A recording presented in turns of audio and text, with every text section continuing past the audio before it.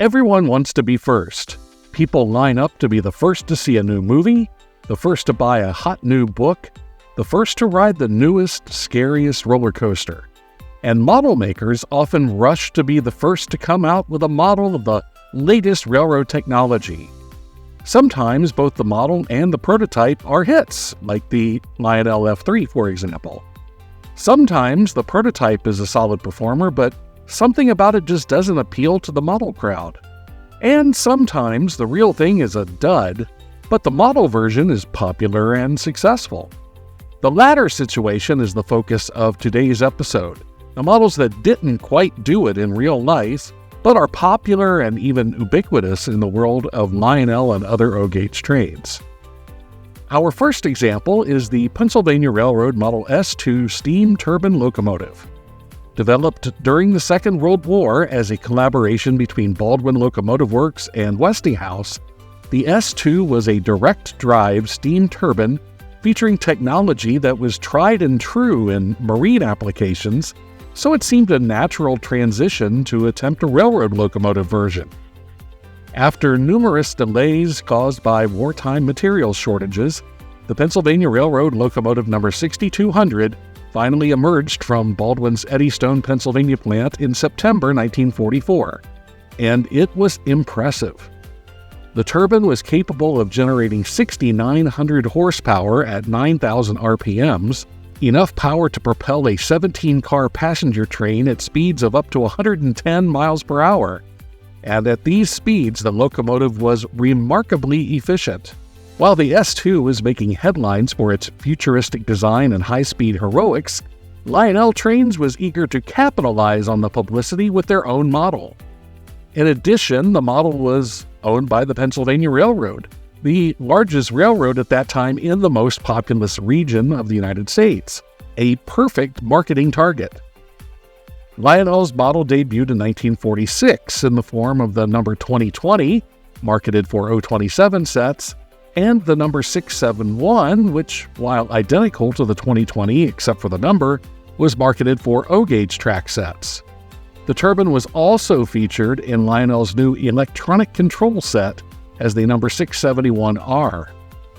Lionel's model was much smaller than scale size, but it looked good with smaller O and O27 freight and passenger cars. It was a smooth runner and an excellent puller.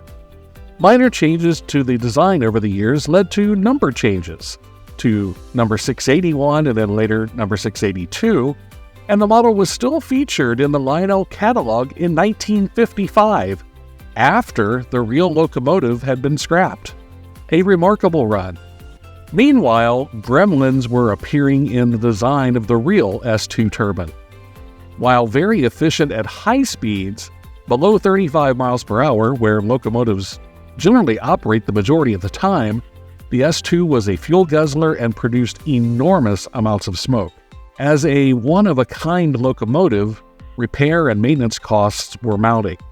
In August 1949, the locomotive suffered severe turbine damage and was withdrawn from service after just 5 years of operation. While the railroad debated the future of the S2, more and more new diesel locomotives arrived on the Pennsy, and their economy and efficiency spelled doom for the S2.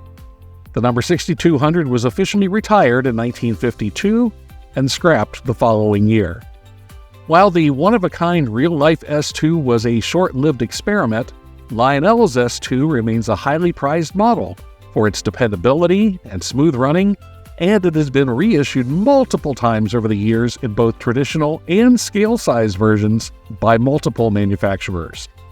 In 1954, seeking a way to speed up the process of loading and unloading automobiles from rail cars, the Evans Company, in conjunction with the New York Central Railroad, constructed an experimental bi-level autoloader capable of transporting 6 standard automobiles.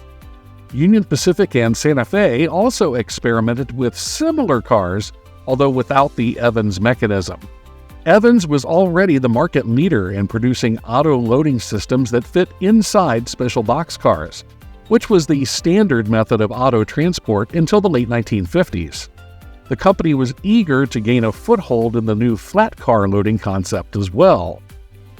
Again, jumping on the publicity bandwagon of this new modern design, Lionel introduced their own number 6414 Evans autoloader, although with 4 autos instead of 6, in 1956.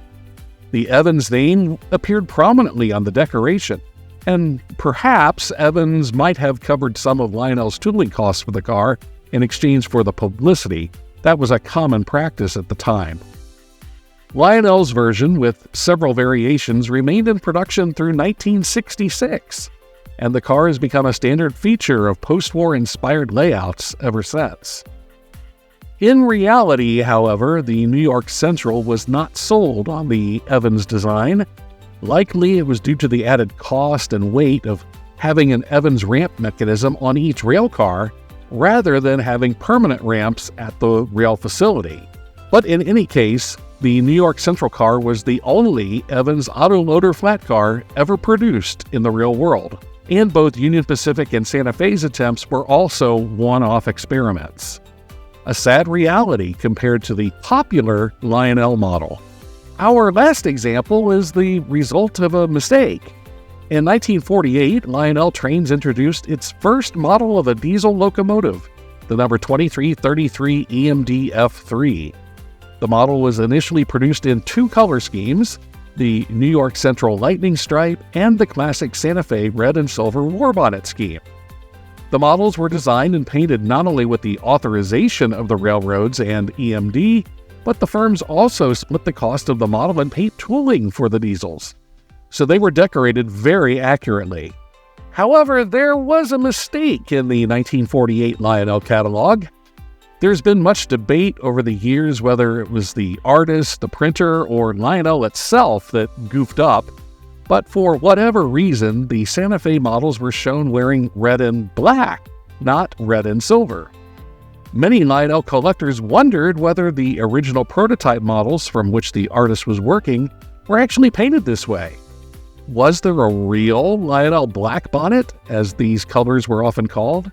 Some modelers painted their own versions, but no O-gauge manufacturer cataloged an F3 in this scheme until the 21st century, when K-Line broke the ice and produced the K25303TC set in 2005, a premium ABA set that looked just like the models in Lionel's 1948 catalog. But surely no one would actually buy models in an imaginary paint scheme that never existed, right? Wrong. The models were a hit. Soon, K-Line, Lionel, MTH, Atlas O, and even Menards were producing not just F3s, but many different locomotives and rolling stock models in the black bonnet colors. Most of these offerings were limited editions produced for collectors' clubs, conventions, or specialty retailers, but some have actually appeared in regular production, such as this set from Lionel in 2014. Even steam locomotives are not immune from the black bonnet treatment. It seems that these days that Lionel's mistake from 1948 is almost as popular in the model world as the real red and silver Santa Fe scheme. Before we wrap up, some honorable mentions for this concept include Lionel's Quad Hopper, modeled after a relatively rare and specific Norfolk and Western prototype made for hauling concrete, which has been made in dozens of versions in both covered and open types by Lionel, Williams, Menards, and others over the years. Another honorable mention is the U36B locomotive, a rather unpopular diesel originally owned by only 3 railroads, but which has appeared in numerous other schemes in the Lionel catalog since.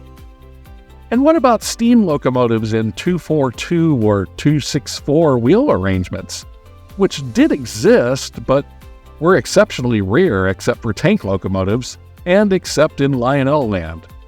Oh, and Marx too.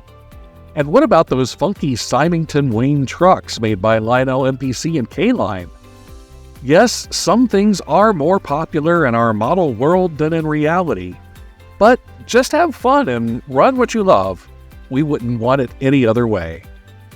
I hope you enjoyed this video as much as I enjoyed making it, and if so, please like it, share it, subscribe, and tell your friends and neighbors. Keep the trains running, regardless of prototype, and we'll catch you next time on Toy Train Tips and Tricks.